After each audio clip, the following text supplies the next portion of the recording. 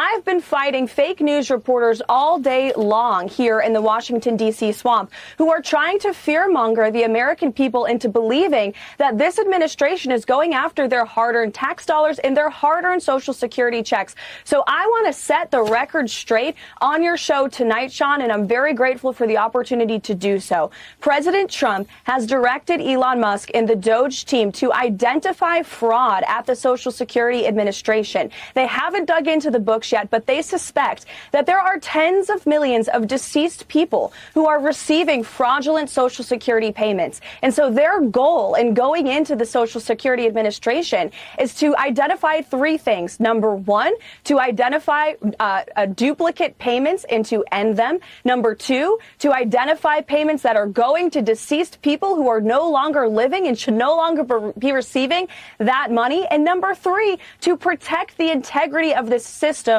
for hardworking Americans who have been paying into it their entire lives. Amen. So rest assured to all of the people watching your show tonight, if you paid into the system, honestly, you will continue to receive your Social Security checks. Do not buy into the lies from the legacy fake news media who are trying to fear you and scare you into believing otherwise. This is what we've seen them do about President Trump for years with every promise that he has made. And he's going in there to protect your hard-earned money. That is the ultimate goal. That is the truth. I don't understand what the delusion is on the left's end.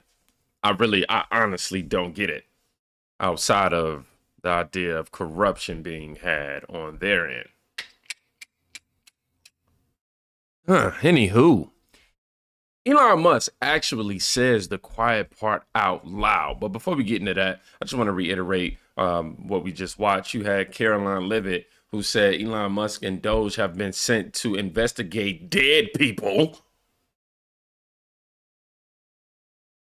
receiving Social Security payments. I mean, that right there, if you're on the left, the right, the middle, if you kind of crooked in between, if you in some little crack down on the left bottom of the earth, I don't know.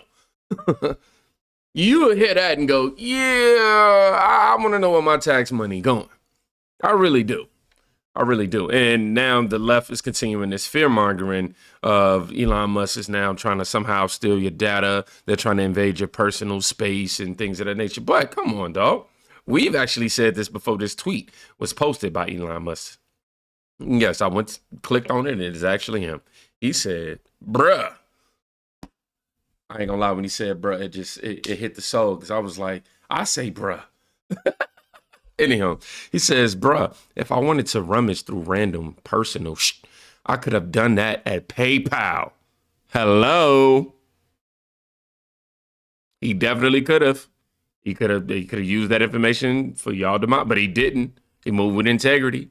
But all of a sudden now, when you got to audit where these people are stealing our money from, oh, okay. He says having tens of millions of people marked in Social Security as alive when they are definitely dead is a huge problem. Obviously, some of these people would have been alive before America existed as a country. Think about it for a second. Wow, 0 to 9, got over 38 million. From 10 to 19, 44 million, 20 to 29. So on and so on. You can see the numbers here. But hold on, let's get down here. This is where it get like, whoa, we got two people over 240 years old receiving Social Security. People who are 220. Who alive that's 220? Is there anybody in Alexa, is there anybody living that's 220 years old?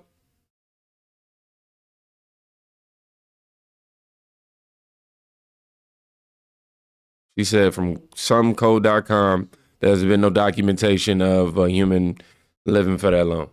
That's what she just told me. Now that ain't it is Amazon, so I probably got to do a little more digging. But anyhow, the U.S. Capitol Police have just arrested an anti-Elon protester after he painted the Trump supporter's face. Somebody, Nick Sorter also had it. These wannabe Antifa degenerates are finally being held accountable. Sticking it, man. Oh, spray painting is free speech, my ass. You're going to jail, bro. Lucky I don't want to go to jail. You Antifa. You think it's all right to spray paint somebody, bro? Hey, this guy just came up and spray painted him and his camera and everything. This guy in the hoodie right here. Stop. Stop right there. Stop right there. Stop right there. Put your back down. Step over here with me. Get the stepping. Consent to a search. Put the bag down. You say I don't consent to a search? Spray paint's in his bag. All right. It's blue. It's all over my phone. Stay right there. All over my glasses. All over the side of my head. So you got his phone? You get on recording? I was pointed away from him, but it's all over my phone, all over my glasses. You have it on you? I have it on my video.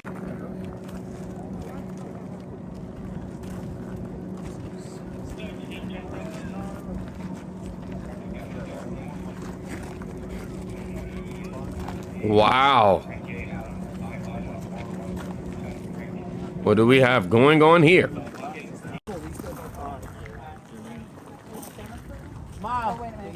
There we go. Gotcha. Oh my gosh. Bro look like, Gotcha. what's the dude name? Who's the leader of the Minions? Is it Gru? Gru?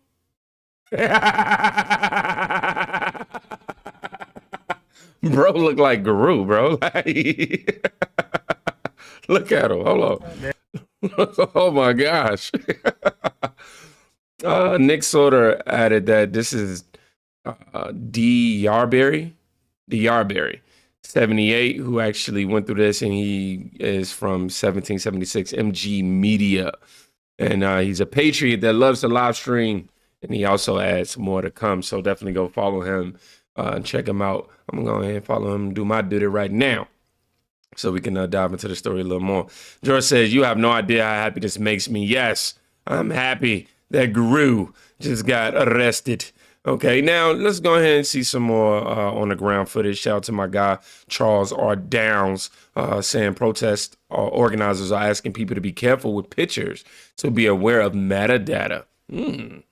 So they learning, I mean, I guess they are now trying to teach them how to evade insurrection charges, huh? Protest organizers have begun speaking at this massive protest outside Capitol Hill. What's interesting is the protest organizers are asking people not to take pictures and to be aware of metadata. I assume that's because federal employees are not allowed to protest. It's technically against the law. So they don't want their people being identified. But yeah, literally everyone is just holding up pro-USAID signs, pro-DEI, pro-woke signs. Like if you see behind me, we got the flag, support the thing. It just keeps going. People are just chanting. But yeah, I found it really interesting that the organizers literally said, be aware of pictures and be aware of metadata. We don't know if any elected Democrats will be showing up to this thing today. But like we've been saying, sorry, it's very windy here. But like we've been saying, look at that nice flag behind me. But as we've been saying, they have a stage set up, and it would not be shocking if elected Democrats arrived in this thing. And if they do, hopefully we'll be able to ask them some wonderful questions. So stay tuned for more. It's kind of hard for me to make out right what he said at the end. But yeah, of course they're going to tell y'all to be careful. Hey, look, now we're going to go out there, we're going to stage some stuff. We're going to, go ahead and go undercover again. But this time, make sure you don't take no pictures because you seen what happened to the last guy.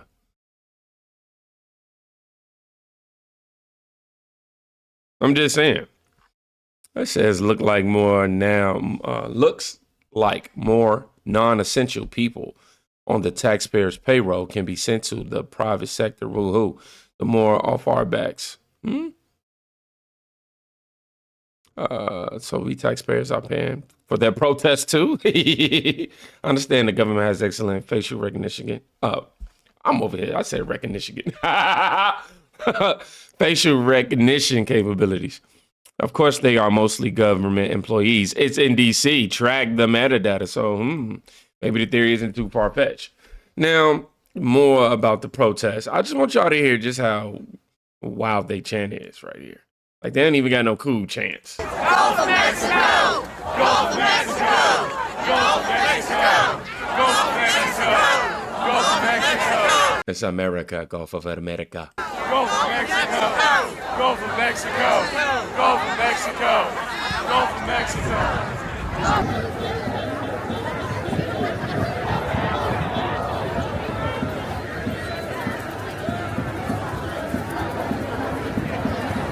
Satan rips us apart. Felon. They just wilding out there.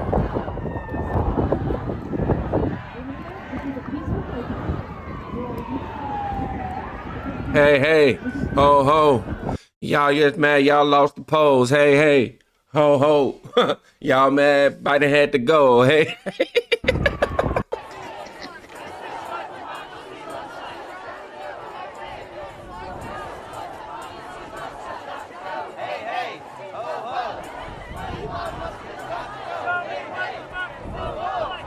What a J6 po, huh? You own a store, your store gets robbed. Elon looks at the video of the robbery and tells you who did it. Now you want to arrest Elon. You're an idiot. This is a meme that's very popular. We've seen this maybe 2 or 3 videos ago. It was in one of them. Y'all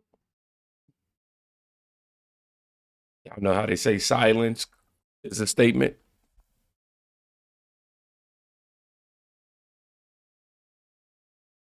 I moved so y'all know I wasn't frozen. There have to be severe consequences for the crooks behind the biggest fraud ever perpetrated against American taxpayers. Imagine being responsible for this massive corruption and protesting those exposing it. Man, y'all are gonna love Elon Musk when they start to be able to save not only us but America as a whole. Well, I guess that is us. Money, my fault. Elon Musk, what did he say? Likens Trump derangement syndrome to rabies, reflecting on how he was once celebrated by the left. Wow. Now you're going to rescue astronauts, and now, and again, you do all of this.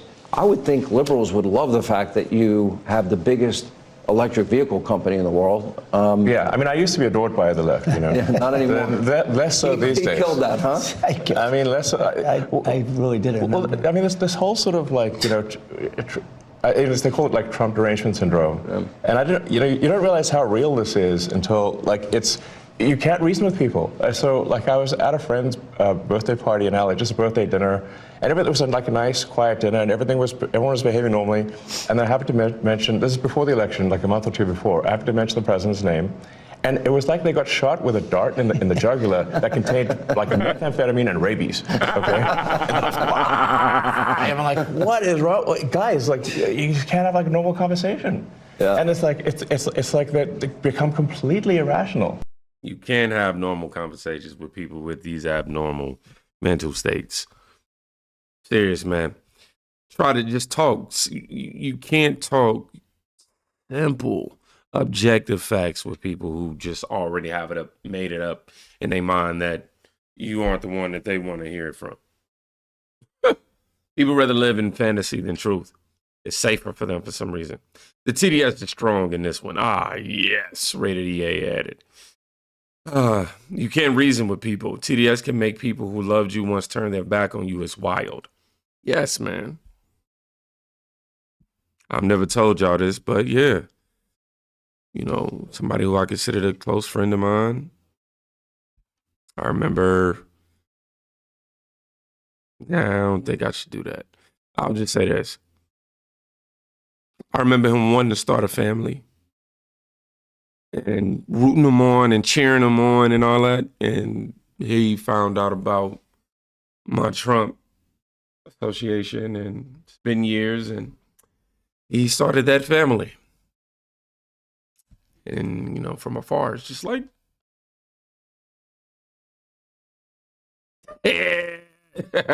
No, I'm happy for him. I'm not sad by no means. I am hurt by the fact that I did root for him to be in this, to be able to, accomplish what he set out to accomplish. In no way, shape, or form do I take credit. I would have loved to have been there to see it come to fruition is all. Now, Elon Musk posted the real reason why so many Democrats are upset about entitlements, Social Security, medical, etc., fraud investigations, is that they are using your tax money as handouts to attract and retain illegal immigrants, their future voters. That's what it's all about, right? Truth. Now, I didn't know much about Fort Knox until today. So I'm going to assume that some people are just like me, and we're going to use this clip from, I really want to be able to address her directly, but Mr. Red Pills posted this. Buckle up, because I'm about to take you on a wild ride down a gold bar Fort Knox rabbit hole. Since Doge has been auditing everything, Senator Rand Paul over the weekend sounded the alarm that the United States has more gold bars than any other country, and it's all being stored at Fort Knox. But yet, it hasn't been audited since 1974. So he calls on Elon and says, hey, you might want to take a look at this. Elon Musk replies on Twitter and basically says, what? They haven't done an audit since 1974? Yeah, we absolutely should do that. In fact, he suggests doing a live video walkthrough of Fort Knox to ensure that all the gold is there. Now, weirdly, since he made that suggestion, there are reports that U.S. banks are flying gold from London to New York. And I'm talking about gold, I'm talking mass amounts of gold, 8,000 bars worth millions and millions of dollars. Also, since this conversation started taking place, it is now raining all over Kentucky, and Fort Knox and the surrounding areas are under flood warning. So no audits are going to be taking place, at least in the next couple of days. What's even crazier is that conspiracies around the U.S. gold at Fort Knox have been going around for decades. And in 1974, the same year that they stopped auditing Fort Knox, there was an article released that an anonymous source said that the Rockefellers were pressuring the Federal Reserve to sell Fort Knox's gold bars at a super cheap price to anonymous Europeans. After this was printed in the newspaper, the anonymous source was revealed to be Louise Boyer, Norman Rockefeller's secretary, and she mysteriously falls to her unaliving because she fell off of her 10-story balcony. How about that? Not only that, but the James Bond movie Goldfinger was Bond discovers Goldfinger's plan to rob Fort Knox of the gold. And who wrote the book Goldfinger that later became the James Bond movie? A guy named Ian Fleming, who worked for British naval intelligence during World War II. And back in the day, people believed that he was using real life experiences to write fiction that now became super successful. You could go a million different ways with all of this information. Was our gold previously sold to Europeans and now they're flying it back? Did it just happen to rain when an audit's supposed to be taking place? Did a counterintelligence individual try to sound the alarm back in the 50s, 60s, and 70s? I don't know, but I wanted to share all this information and I want to hear what you think about all of this down below.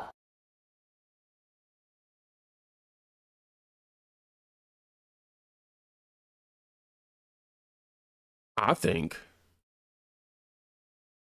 What the heck? We ain't audited this in over 50 years, bro.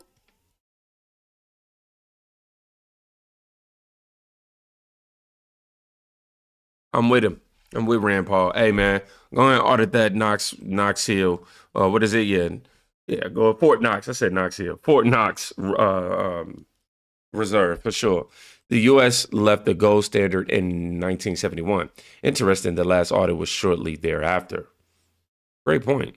I don't recall exactly what I heard when I heard this, but it was probably the 80s. Fort Knox was empty. All the gold sold after the gold standard in 1971. There was no need to hold a massive gold reserve. So it was sold and the money spent by the U.S. government. And the money was spent by the U.S. government. So I'm curious, very curious. Definitely has me raising an eyebrow right now. We're not going to play this video right here. This was somebody giving us more insight to it. Hold on. Let me see what we got going on. We might play it. I'm sorry. But I wanted to show y'all this real quick. What if, stick with me here, capital ads, what if there's actually more gold than reported in Fort Knox in the New York Federal Reserve Vault? And the reason we haven't audited it in 50 years is because the U.S. government will have to explain where and when we got it all.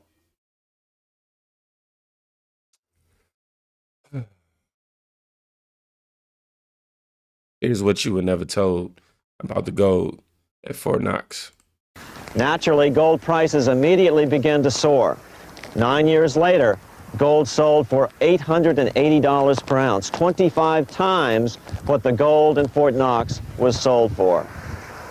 One would think that eventually someone in the government would get wind of what was happening and blow the whistle. The largest fortune in the history of the world stolen. Shades of the old James Bond film, Goldfinger. Well, as a matter of fact, Ian Fleming, the author of the James Bond series, was head of the British counterintelligence service, MI5. Some believe in the intelligence community that he wrote much of his fiction as a warning, as many authors of fiction do. If the removal of all the good delivery gold from Fort Knox can be viewed as a deliberate raid on the U.S. Treasury, then such an operation might well have been years in the making, namely 40 years. Certainly enough time for Fleming to get wind of it and try to prevent it. So just how did the story of the Fort Knox gold robbery get out? It all started with an article in a New York periodical in 1974. The article charged that the Rockefeller family was manipulating the Federal Reserve to sell off Fort Knox gold at bargain basement prices to anonymous European speculators.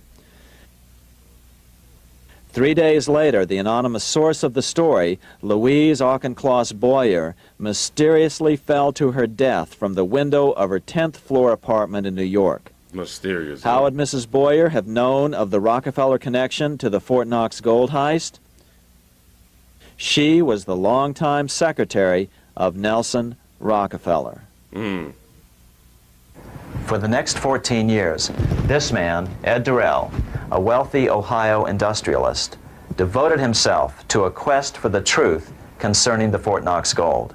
He wrote thousands of letters to over 1,000 government and banking officials, trying to find out how much gold was really left and where the rest of it had gone. Edith Roosevelt, the granddaughter of President Teddy Roosevelt, questioned the actions of the government in a March 1975 edition of the New Hampshire Sunday News. Allegations of missing gold from our Fort Knox vaults are being widely discussed in European financial circles. But what is puzzling is that the administration is not hastening to demonstrate conclusively that there is no cause for concern over our gold treasure. I'm saying, like, they didn't make no statement, nothing. Like, they didn't do the Democrat thing. It is in a position to do so. Unfortunately, Ed Durrell never did accomplish his primary goal, a full audit of the gold reserves in Fort Knox. It's incredible that the world's greatest treasure has had little accounting or auditing. This gold belonged to the American people, not the Federal Reserve and their foreign owners. One thing is certain, the government could blow all of this speculation away in a few days with a well-publicized audit under the searing lights of media cameras. That's it. It has chosen not to do so. One must conclude that they are afraid of the truth such an audit would reveal. What is the government so afraid of? Here's the answer. When President Ronald Reagan took office in 1981, his conservative friends urged him to study the feasibility of returning to a gold standard as the only way to curb government spending. It sounded like a reasonable alternative, so President Reagan appointed a group of men called the Gold Commission to study the situation and report back to Congress. What Reagan's Gold Commission reported back to Congress in 1982 was the following shocking revelation concerning gold. The U.S. Treasury owned no gold at all. All the gold that was left in Fort Knox was now owned by the Federal Reserve, a group of private bankers, as collateral against the national debt. The truth of the matter is that never before has so much money been stolen from the hands of the general public and put into the hands of a small group of private investors, the money changers. Wow. So I just got a crash course on what's actually going on with the Federal Reserve and why the American people have been asking for the audit of it. Makes me even more excited in terms of seeing what Donald Trump and Elon Musk is going to do to alleviate that. I want to know. Now I want to know. It says the truth of the matter is that never before so much money been stolen from the hands of the general public and put into the hands of a small group of private investors. The money changers is what he called them. All I can say at this point is, man, we got to sit back and let Doge be Doge, all right? Because everybody about the FAFO. I don't know why people think that Doge is coming after our money. They're going after the people who's stealing our money.